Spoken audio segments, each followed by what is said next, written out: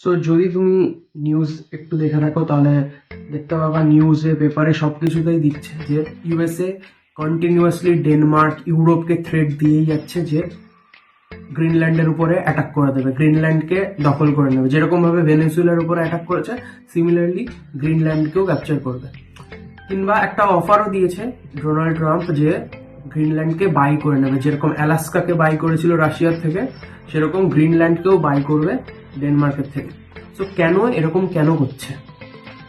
Constantly একটা sovereign কান্ট্রির উপরে কেন থ্রেট দিয়েই যাচ্ছে, স্পেশালি গ্রিনল্যান্ডের উপরে টার্গেট কেন করছে ডোনাল্ড ট্রাম্প? সো ফার্স্টলি যে রিজনটা দিয়েছে ডোনাল্ড ট্রাম্প যে কেন গ্রিনল্যান্ডকে টার্গেট করছে বা গ্রিনল্যান্ডকে বাই করার অফার দিয়েছে ডেনমার্কে, ফার্স্ট রিজন হচ্ছে ন্যাশনাল সিকিউরিটি।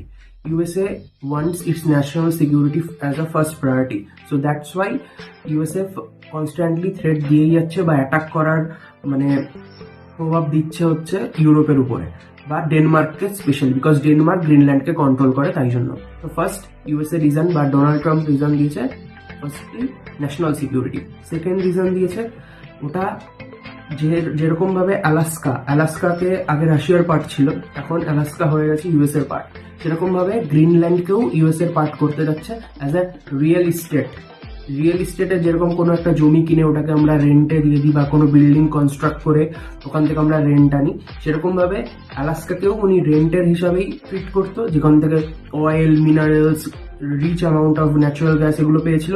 সিমিলারলি গ্রিনল্যান্ডকেও অ্যাটাক করবে বা অ্যাটাক না করে একটা অ্যামাউন্ট দিয়ে দেবে, টাকার অ্যামাউন্ট দিয়ে দেবে ডেনমার্ককে, আর ইনস্টেড ডেনমার্কের থেকে গ্রিনল্যান্ডকে কিনে নেবে।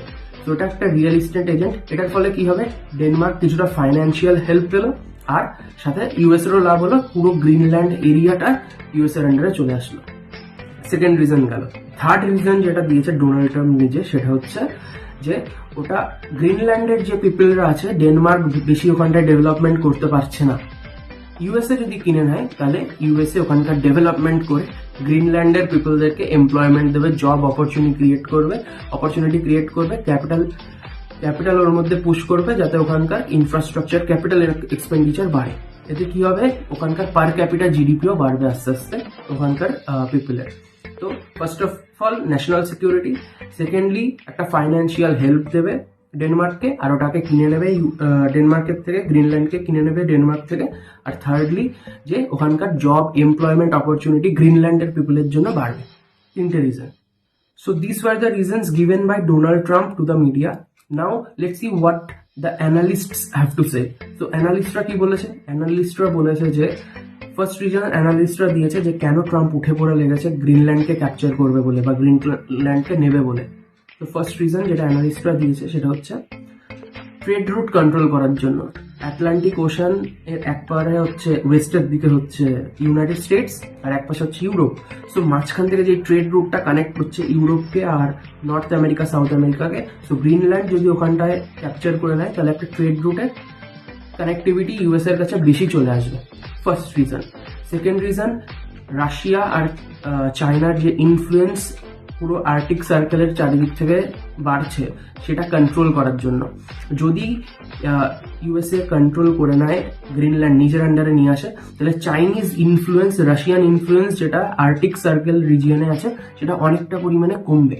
কারণ চায়না অলরেডি ওয়েজ দেখছে যে কি করে ওটা গ্রিনল্যান্ডের কাছে যাবে, গ্রিনল্যান্ডকে ক্যাপচার করবে, গ্রিনল্যান্ডের অয়েল বা ন্যাচারাল গ্যাস যেগুলো আছে সেগুলো এক্সট্রাক্ট করবে। চায়না অলরেডি এগুলো প্ল্যান করছে। তাই জন্য ইউএস এর ফার্স্ট টার্গেট এখন লেগেছে হচ্ছে সেটা হচ্ছে গ্রিনল্যান্ডকে চায়নার হাতে দেওয়া যাবে না।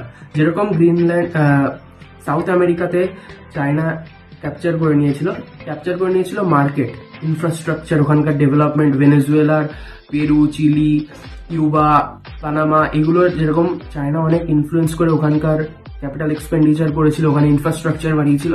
সিমিলারলি চায়না চাচ্ছিল যে গ্রিনল্যান্ডেও অ্যাটাক করে বা অ্যাটাক না করে, চায়না গ্রিনল্যান্ডে অ্যাটাক না করে as a form of diplomacy করে ওখানকার গ্রিনল্যান্ডের থেকে মিনারেলস, অয়েলস এগুলো এক্সট্রাক্ট করবে। ইউএসএ এটা চায় না। ইউএসএ নিজের ন্যাশনাল সিকিউরিটির জন্য এটা ভালো হবে না। প্লাস ওয়েস্টার্ন হেমিস্ফিয়ারে চায়না চলে এসে, ইস্টার্ন হেমিস্ফিয়ার থেকে ওয়েস্টার্ন হেমিস্ফিয়ারে চলে এসে ইউএস এর এরিয়াতে এসে যদি কন্ট্রোল করে, তাহলে এটা ইউএস এর পক্ষে কোনো সময় একটা ভালো ওয়ে হবে না, চাইনিজ ডমিনেন্স দেখাবে। তো সেকেন্ড রিজন দিয়েছে এটা যে ইউএসএ চায়না যে রাশিয়া আর চায়নার ডমিনেন্সটা শেষ করতে আর্কটিক সার্কেলে, যদি ইউএসএ গ্রিনল্যান্ড ক্যাপচার করে নিতে পারে তাহলে আর্কটিক সার্কেলে ইউএসএ ডমিনেন্সটা বাড়বে, রাশিয়ার চায়নার ডমিনেন্সটা কমবে। থার্ড রিজন কি? মেন রিজন অ্যান্ড থার্ড রিজনটা হচ্ছে এটাই যে যতটা পরিমাণে মিনারেলস এক্সট্রাক্ট করবে, যেটা কিরকম ভাবে এক্সট্রাক্ট করবে, যেহেতু মেল্টিং অফ আইস গ্লেশিয়ার্স হচ্ছে গ্রিনল্যান্ডে, আইস গ্লেশিয়ার্স মেল্ট হচ্ছে গ্লোবাল ওয়ার্মিং এর ফলে, তাই জন্য ইউএসএ চাচ্ছে যে গ্রিনল্যান্ডে প্রচুর পরিমাণে মিনারেলস, ন্যাচারাল গ্যাস, রিয়ার আর্থ এলিমেন্ট, যেটা চায়নাতে এখন ডমিনেন্স আছে চায়নার, সেগুলো সব গ্রিনল্যান্ডে হিউজ অ্যামাউন্টে আছে গ্লেশিয়ার পার্মাফ্রস্টের নিচে। এবার ইউএসএ এটাই চায় যে যদি ওটা গ্রিনল্যান্ড ক্যাপচার করে নিতে পারে তাহলে সব যে র ম্যাটেরিয়ালস থেকে শুরু করে সবকিছু যেগুলো পার্মাফ্রস্টের নিচে দেবে আছে সেগুলোকে নিজে ইউটিলাইজ করতে। এটাই হচ্ছে তিনটে মেন রিজন যেটা অ্যানালিস্টরা দিয়েছিল যে কেন USA is wanting to capture Greenland at any cost. Even ন্যাটোর অ্যালায়েন্স যদি ভেঙেও যায়, USA does not care. So that's why USA is so much eager to capture and control Greenland. For more such related content, do subscribe to the channel, and if you find the video informative, like the video. Thank you so much for watching.